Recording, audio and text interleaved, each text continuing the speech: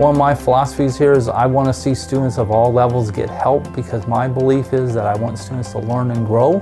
The tutoring options are, there's peer tutoring one-on-one, there's also net tutor, that's online tutoring, and then also the departments have tutoring, like the math department, English has the writing center and so forth. So it's all on the website.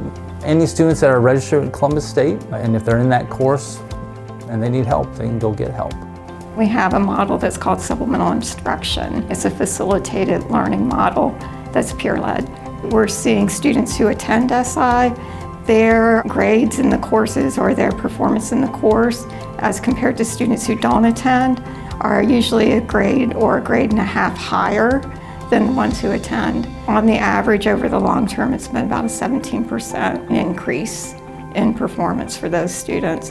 It's really helpful for students, I think, just their morale and their motivation that you can succeed in a math class. And here's an example of someone, and this person's going to be working with us all semester to help role model the behaviors that helped this SI to be successful. I think a lot of our students, they're not lacking just math knowledge, they're lacking some skills on how to be a successful student, and that's really the key SIs provide for us. There's a huge benefit for having gone through exactly what they're going through. It kind of puts me in a position to be able to say to them credibly that, hey, I get what you're struggling with. I understand that, you know, it might be a big workload outside of class to watch your videos every time, do the notes, and come in and do all your work in class. It's a lot.